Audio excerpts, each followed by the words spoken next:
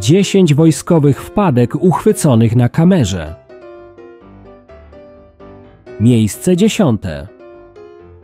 Rosja i Stany Zjednoczone obwiniały się wzajemnie w 2019 roku za możliwość spowodowania kolizji między ich okrętami wojennymi na Morzu Wschodniochińskim. Amerykański krążownik rakietowy typu Ticonderoga USS Chancellorsville i rosyjski niszczyciel typu Udałoj admirał Winogradow zbliżyły się do siebie na odległość 50 metrów podczas patrolu. Nikt nie został ranny i żaden okręt nie został uszkodzony. Okręty rosyjskiej floty Pacyfiku i amerykańskiej grupy okrętów z lotniskowcem szły kursem równoległym, gdy nagle krążownik rakietowy USS Chancellorsville zmienił kurs i przepłynął w odległości zaledwie kilku metrów przed dziobem rosyjskiego niszczyciela. Załoga rosyjskiego okrętu była zmuszona do gwałtownego manewrowania, by uniknąć kolizji. Taki komunikat wydano ze strony rosyjskiej. Natomiast rzecznik floty USA powiedział,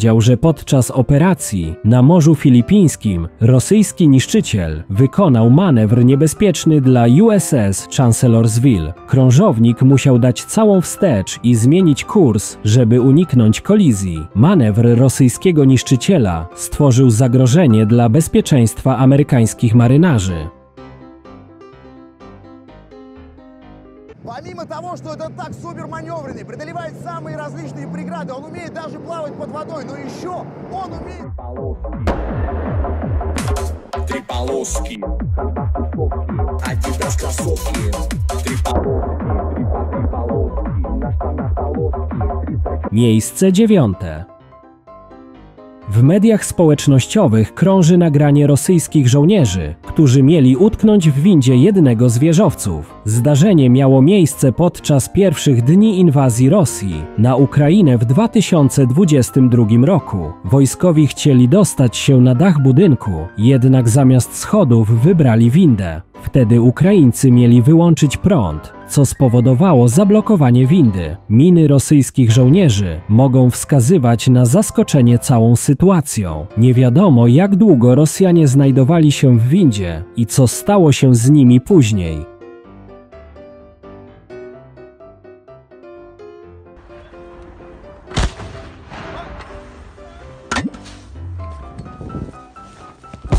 Miejsce 8. BMD to radziecki bojowy wóz piechoty, przeznaczony dla wojsk powietrzno-desantowych. 2 rosyjskie pojazdy bojowe rozbiły się o ziemię, gdy ich spadochrony nie otworzyły się podczas ćwiczeń wojskowych w 2019 roku. Nie było ofiar, ponieważ lądowanie było bezzałogowe. Pojazdy ważące po 7 ton każdy zostały całkowicie zniszczone po tym, gdy spadły z wysokości 1500 metrów prosto na ziemię. Pojazdy zostały zrzucone z samolotu transportowego IU-76MD i miały opaść na ziemię na gigantycznych spadochronach, które się nie otworzyły. Incydent miał miejsce 20 września 2019 roku, gdy prezydent Rosji Władimir Putin nadzorował ćwiczenia. Musiał być bardzo poirytowany zaistniałą sytuacją.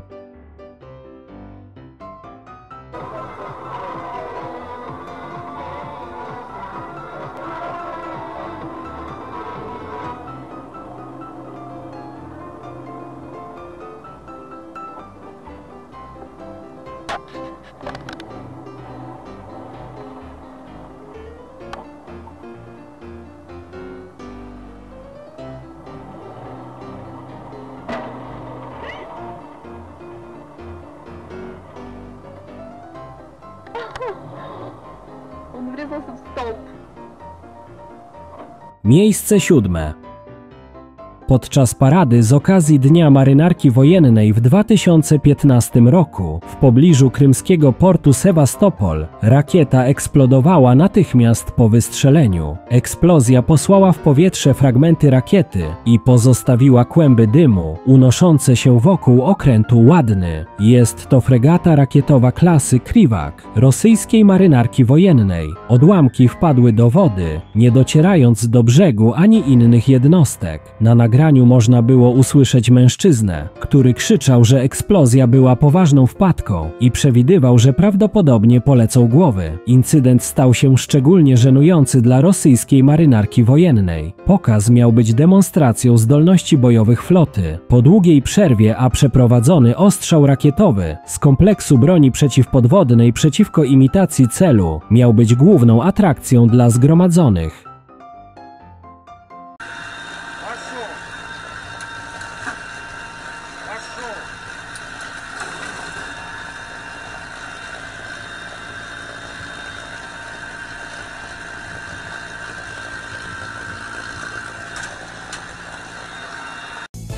Hell no, to the no, no, no, hell to the... Ага, может еще, блядь, без рук можно? Miejsce szóste. Granaty są niesamowicie potężne, a incydenty z ich udziałem regularnie zdarzają się w każdej armii. Wygląda na to, że zdarza się to najczęściej w Chinach. W specjalnie wykopanych okopach na granaty instruktor i rekrut przygotowują się do ćwiczenia. Warto zauważyć, że Chińczycy nie wymagają używania kamizelek kuloodpornych ani hełmów podczas tego szkolenia, podczas gdy Stany Zjednoczone wymagają. Nowego rekruta do armii chińskiej uratował jego instruktor po przypadkowym upuszczeniu granatu podczas szkolenia. Młody żołnierz próbował rzucić granat do przodu i mu się to nie udało. Granat uderza w ziemię obok nich obu, a instruktor z błyskawicznym refleksem wciąga rekruta do okopu, zanim granat eksploduje.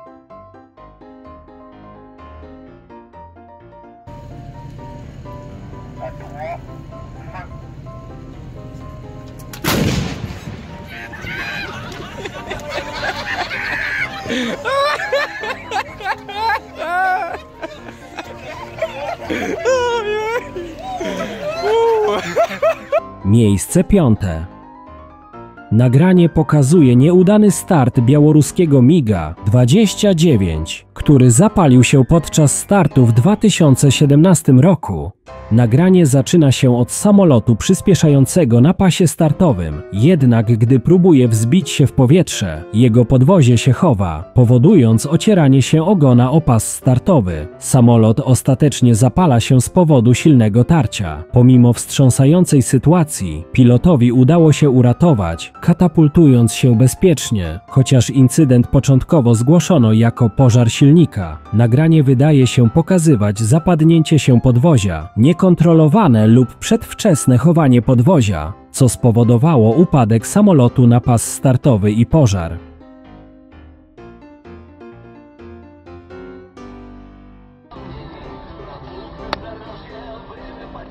Сейчас бы танком не ехали.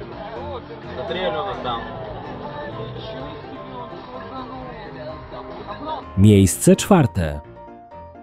Pancyres II to współczesny rosyjski samobieżny przeciwlotniczy zestaw artyleryjsko-rakietowy, obecnie jeden z najlepszych na świecie. Rosyjski system obrony powietrznej okazał się nie tak bezbłędny, jak mówią. Wideo pokazuje awarię tego systemu, która miała złe konsekwencje dla Rosjan. Jak widać na nagraniu, ostatni pocisk wystrzelił, gdy wyrzutnia próbowała wrócić do pozycji początkowej, ale opóźnienie spowodowało wystrzelenie pocisku, zanim działo wyrzutni zostało ponownie skierowane do góry. Faktem jest, że w 2020 roku rodzina systemów obrony powietrznej Pantsir S otrzymała ulepszony system kierowania ogniem, który teraz może działać w pełni autonomicznie, bez konieczności ingerencji operatorów. Zapewnia on wyszukiwanie, śledzenie, blokowanie i eliminowanie zagrożeń powietrznych. Oprogramowanie miało cechy sztucznej inteligencji,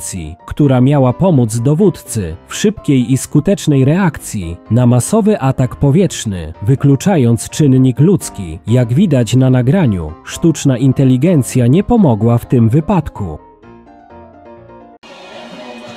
Can't read my, no you can't read my poker face. Can't read my, no you can't read my. Miejsce trzecie. Kierowanie ciężkimi pojazdami wojskowymi nie należy do najprostszych, tym bardziej wjazd na naczepę. W sieci możemy znaleźć masę filmów, gdy pojazd próbujący wjechać na lawetę do transportu spada na bok. Znajdujący się w takiej pozycji pojazd jest całkowicie bezbronny i bezużyteczny. Najwięcej filmów jest z udziałem rosyjskich maszyn. Takie zdarzenie wywołuje śmiech u oglądających, lecz z pewnością do śmiechu nie jest kierowcom, gdy będą musieli odpowiedzieć za zniszczenie pojazdów wartych kilka milionów dolarów.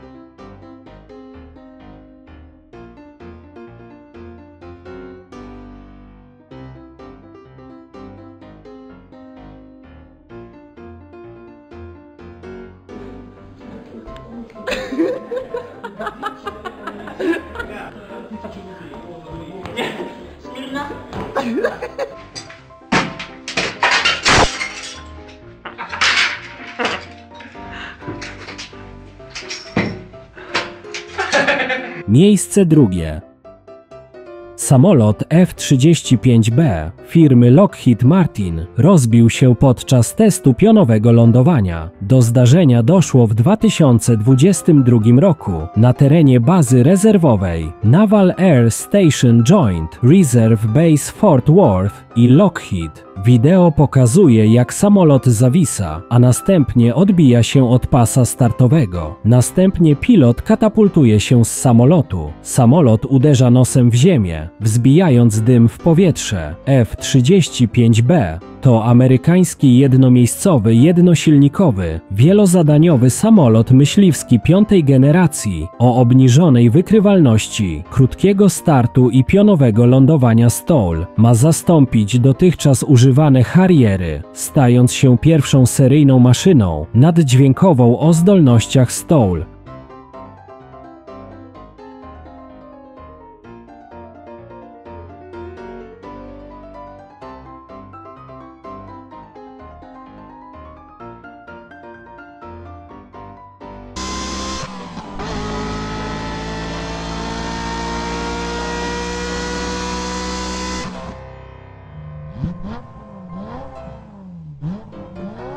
Miejsce pierwsze.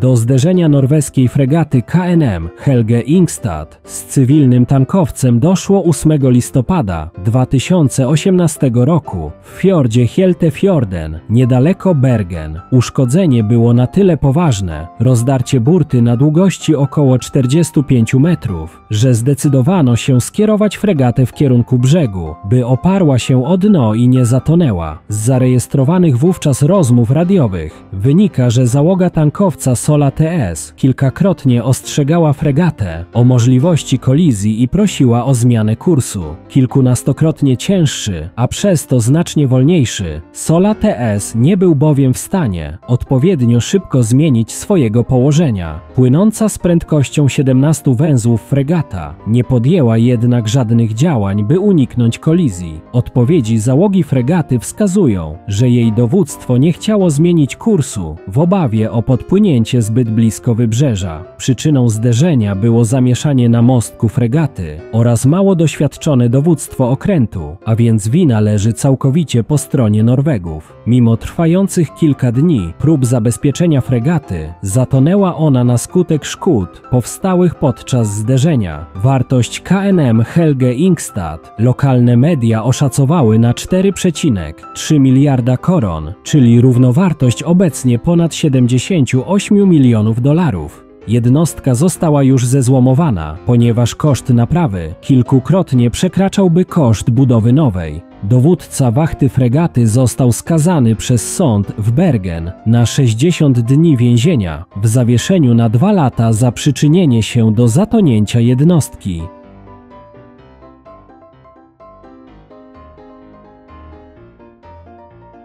Jeśli film Ci się spodobał, zostaw łapkę w górę i zasubskrybuj kanał.